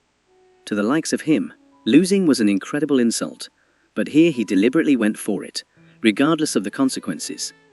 The orc himself blushed, tucking his face into the ground. He tried not to think about how he looked from the outside. The professor, however, was as ecstatic as a baby. He called the duel amazing, while the other students were disappointed. They had originally disliked Li Han, and now they weren't going to get along at all. The orc was breathing heavily, and suddenly rose sharply from the ground, and pounced on Li Han, screaming that he would never forgive him. As a result, his ego was extremely wounded. Li Han dodged the wooden sword that was about to plunge right between his eyes. A large amount of magical energy began to hang in the air, and the duel erupted with renewed vigor. The professor noted that the battle was more interesting than he had expected. He knew they were capable, but he hadn't expected them to demonstrate this level of mastery of the art. Orc Duragu was masterful with the blade of the Moon Mountains. But the harder he struck, the faster his stamina would wear off. Vardanaz, on the other hand, remains calm and responds only to his opponent's attacks, reserving energy for the climax of the fight. The orc was too excited now, but Li Han could not understand where he was feeling such intense pressure. Li Han realized that now he had to concentrate, clutching his wooden sword. There was no need to show emotion. All he had to do was seize the opportunity and win. The orc was bad at making decisions because he didn't expect this turn of events. This led to constant mistakes. He made unnecessary moves, backing himself into a corner. Fencing, like any other sport, required total dedication and concentration. It took all the time and absolutely all the attention. You must think not only about what you are going to do in the next minute, but also about what your opponent will do in the end. It takes strength and intelligence. Emotions also play an important role when you display them too vividly. Then every now and then you make mistakes, because your legs may start to shake, your palms may sweat, and your well-being may deteriorate sharply. Judging by Durugu's mana and movements, it was obvious that he was nearing the limit of his strength and physical capabilities. Li Han did not tire, using only a small amount of mana. His victory was only a matter of time. Durugu was getting angrier and angrier, not understanding why the fight was still going on. He complained that he wasn't using enough power, completely ignoring the mistakes he occasionally made in defense. He couldn't understand why Li Han wasn't tired. He just wasn't showing emotion. The orc felt like a needle fighting against a rock, trying to prick in some way. It was as if he were in the palm of Li Han's hand. This position was already a victory for Li Han. The orc inwardly surrendered and was ready for defeat, although he did not realize it. All the previous actions had played into Li Han's hands. He knocked the sword out of his opponent's hands with one precise swipe of the sword, leaving him confused, and put the sword to his exposed neck. The teacher came up to them, saying that this was enough and the winner had already been decided. He asked his students to come closer to him. The orc felt humiliated, not resigned to defeat. Had he been more poised, things might have turned out differently, but Durug collapsed under the weight of his rage. Given his young age, it was to be expected that his emotions took over, and Li Han was as calm as an aristocrat over a cup of tea. The professor said that they had both had a really great fight, and winning was not the point. The winner should be humble, and the loser should be motivated by defeat. That way, both would advance. Now, they should have shaken hands. Li Han looked at the orc and thought that he would not give up just like that. Li Han was ready to attack, but the orc only held out his palm to him. With a good-natured expression on his face and a faint smile in his eyes, he apologized for being rude the first time they met. He now felt that Li Han was more qualified to attend these classes than he was. Li Han continued to ponder. It wasn't as if the orc was trying to put his guard down to attack. Obviously, he was truly remorseful. Li Han shook his hand in return, saying that for sure, the orc only said so because he was worried himself. Tears of pride appeared in the professor's eyes. He started clapping, then turned to the rest of the students, wondering why they weren't clapping as well. A magnificent moon shone in the sky, which only shone once a month. Mist hung in the air, enveloping the towers of the academy. The freshmen attending today's swordsmanship class had gathered near the Tiger Tower. Elf Giselle stood in the very center, but his gaze was no longer so bright, but rather seemed blank. Opposite him stood Durugu, to whom an unhappy and depressed Giselle turned. He said that Durugu, as an apprentice of the White Tiger Tower, had been defeated. The orc looked confused. Bewilderment flashed across his face. He was sure that the reason he had lost was because he was weak. The guy in the crowd was outraged, as he thought it was all because Li Han had cheated by throwing sand in the orc's eyes. Some of the students supported the guy's words, that it wasn't his fault he lost at all. Nevertheless, the orc stood his ground. He believed that all of this had happened solely because of his lack of ability. Giselle said that was not what was important in this case at all. The elf was indignant and said that the honor and pride of their tower was only ruined because of him. Giselle stated, in an icy tone, that Durug would answer for his actions. Lightning flashed in his eyes, and there was no trace of the benevolent boy. Still, he was exactly what Li Han had imagined him to be, only he had a lot more hypocrisy in him to make a good boy. It was hard to imagine that he was the son of Maradi, a noble family of knights. Durugu asked in a trembling voice exactly how much he would have to pay. Giselle snapped his fingers. To him, it was perfectly simple. If you lose one-on-one, go win by numbers. And that's when two students approached him. Durugu, who had a keen sense of justice, was shocked. After all, was such behavior worthy of a knight? Giselle frowned.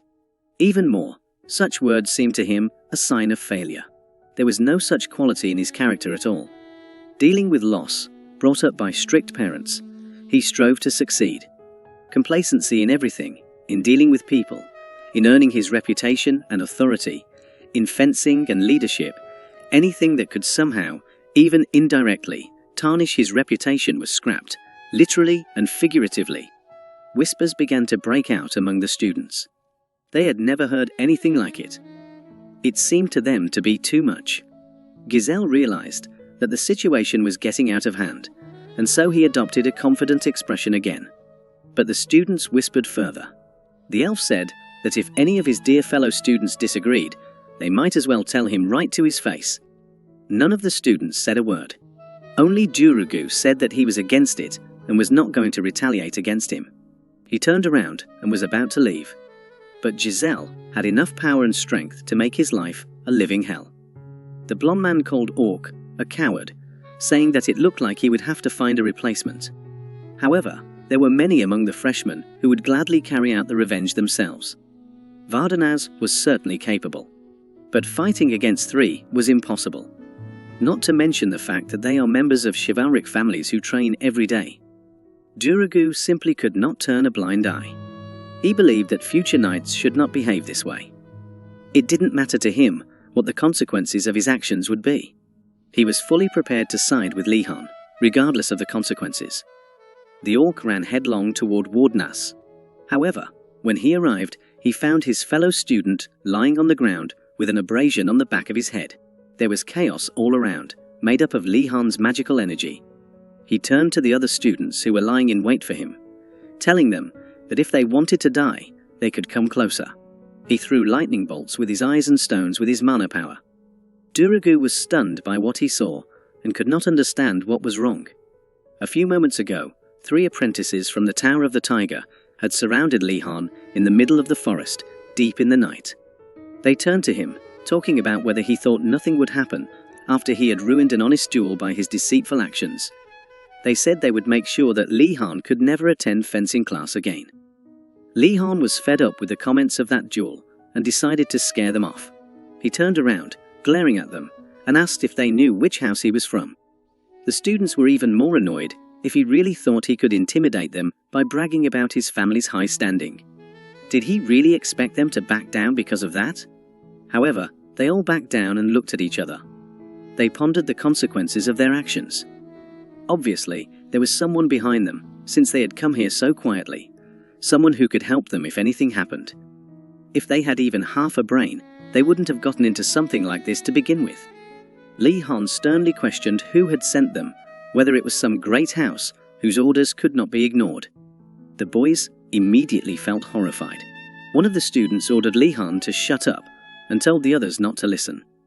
He also ordered Vardanaz surrounded to prevent him from escaping. 3 against 1 was too much.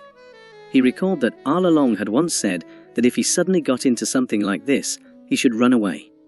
Young master, when your enemies outnumber you, the best thing you can do is run away.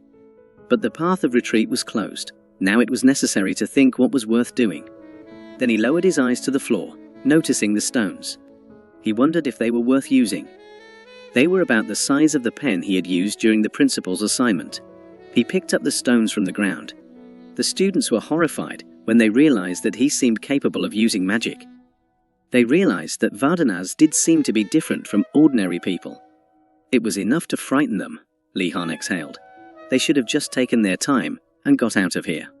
He ordered them out of the way. Otherwise, his magic would point the stone in the direction of one of them. Accidentally, Lihan threw the stone at one with all his might, almost as he had done with a feather that day when it split the apple in the orchard across the hall. Vardanaz himself did not understand how this could have happened. The boys stared in horror at their fallen comrade. Lihan had not planned this at all. The Tiger Tower disciples, even more enraged, turned to Lihan. They were frightened, but they tried not to show it. It was a shock to them how quickly Lihan launched the stone that they didn't even have time to react to what happened. He had strong magic, even for his Vardanaz kind. He didn't plan it, but so it was. He uttered the cherished phrase that let them come closer if they wanted to die. Lihan tried his best to keep a perfectly unperturbed look. They were annoyed, but still ran away shamefully, promising that Lihan would not get away with it. Orc Darug was in terrible absolute shock at what he had just seen. He hadn't expected such power from Lee Han, though he had noticed that he was terribly talented.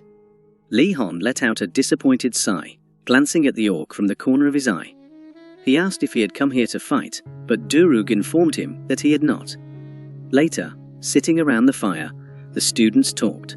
The orc told them that Jisoo had sent a vengeance squad to Lee Han.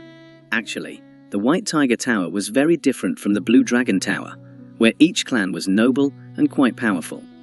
Therefore, all the meetings in their tower were more like the social events that they were used to since early childhood. There was always a distance between them. Even in moments of intimacy, no unnecessary displays of emotion, no lines of movement or glances. He could not have imagined that a hierarchy had already been established in the Tower of the Tiger. This could not help but be disappointing. The orc drew a portrait of the girl on the ground, and Lee Han immediately recognized her as the guy who had addressed him in swordsmanship class. At the time, he thought she was good-natured, but it seemed her appearance was deceptive. Lee Han sat down thoughtfully, resting a hand on his chin. Appearance and character had nothing to do with each other. Apparently, the rumors about popular boys were true. That was why Lee Han thought he would never become one. Lee Han didn't seem to be listening to Jaruga anymore. The orc was surprised that Lee Han called Geisel a guy. Did he really think she was a guy? Lee Han continued to think. Was that really the reason Giselle had turned to him? It seemed strange to Lee Han how those students reacted to the duel. Durugyu explained that the duel was only a reason, but there were many reasons. For one thing, Lee Han came from the house of Vardanaz. If Giselle defeated him, who came from a great family, Giselle's authority among the freshmen would increase dramatically. Lee Han frowned. He realized that Giselle was only using him as a trophy with which to raise her authority. This was not a good thing. The orc was worried that Lee Han would likely continue to show his good side. But then, the White Tiger Tower students would become jealous and feel hostile toward the young man. Giselle knows how to stir up those emotions. She has always shown herself to be a real manipulator. The orc just wanted Lee Han to know about everything and to be careful if he decided to continue attending swordsmanship. The Blue Dragon Tower shone with a soft, welcoming light, reflecting the glow of the moon. The fog in the sky dissipated. Lee Han prepared to go inside, but kept thinking about what he had heard. The orc had asked him to avoid those items frequented by the students of the White Tiger Tower, in which case Diesel couldn't do anything to him. It was certainly not a bad suggestion, and Duragu's concern was nice to him. But he would never in his life have thought to take that advice. After all, he did not aspire to become a jittery rabbit at all. He needed this subject in order to get good grades, which meant that no gazelle or anyone else could get in his way. The first reason was that it was hard to find a good subject in Lee Hain's mind. The second reason was pride. It seems that among the nobility, it was eaten up at a genetic level. It simply could not be avoided. Lee Han runs into the common room with tears in his eyes and bruises and abrasions all over his body. He, crying, told them that he had only been attacked by students from the White Tiger Tower because he was from the Blue Dragon Tower. Now it remained to be seen how the aristocrats would react. They were shocked. Their pride and ego were hurt. They immediately exploded with anger, asking if they had lost their minds. The guy with the blue hair shouted that this was no time to sit still. We should call everyone. Everyone went upstairs. They said that if it was Ginando, it was okay, but they raised their hand to Lee Han. Prince Ginando himself was shocked by the situation, at least that he was somehow involved here. Lee Han was surprised. They were far more angry than he had anticipated. The orders kept coming. One to contact the others, the other to get some weapons. Lee Han asked them not to go that far, but they only brushed him off, saying they already owed him a lot. Each of them ate the meat he brought. If not for him, they would have starved to death. Lee Han's conscience tormented him as he tried to solve his problem with them. They lined up 2 by 2 and went out to kill the jerks from the White Tiger Tower. Lee Han made a terrible miscalculation and underestimated how much the Blue Dragon Tower hated the White Tiger Tower. It is only natural for academy students to hate someone who looks like you. However, Ashen shouted for the whole room to stop. He stood on the table and asked them to listen to what he was about to tell them. They must not act rashly, for there are natives of knightly families living in this tower. If they rush against their own emotions, they are bound to lose. Lee Han thinks Ashen is rational and agrees with what he says. The guy then shouted that they should ambush and only then attack. This decision was truly worthy of the Dulcard family. All the aristocrats supported him. Lee Han realized that he was a fool for expecting a different reaction. The young man shouted to them to take their time, for he was not asking them for revenge at all. It was only about his honor, so he would sort it out on his own. However, the students continued to be indignant. After all, the members of the White Tiger Tower were cunning, sneaky and petty, so it would be difficult for them to deal with such scoundrels alone. Lee Han was amazed at how easily the boy cursed them, without even blinking an eye. It was quite in the style of the nobles. Lee Han objected that they all came from noble families, and weren't they ashamed to be likened to the nobles of the Tower of the White Tiger? If one had to think this way, the freshmen were willing to moderate their interest. Lee Han was very glad that his idea was finally working. If they wanted a fight, they would all respond together. They were cowards, so they were sure to attack the group from the sneak. The students glowered, saying that he was right, and they would really stick together and be vigilant. Thus, the bullying problem was solved. The next class in the Blue Dragon Tower coincided with a class in the White Tiger Tower, so the freshmen decided to make sure they couldn't live quietly there, and that scared Lee Han even more.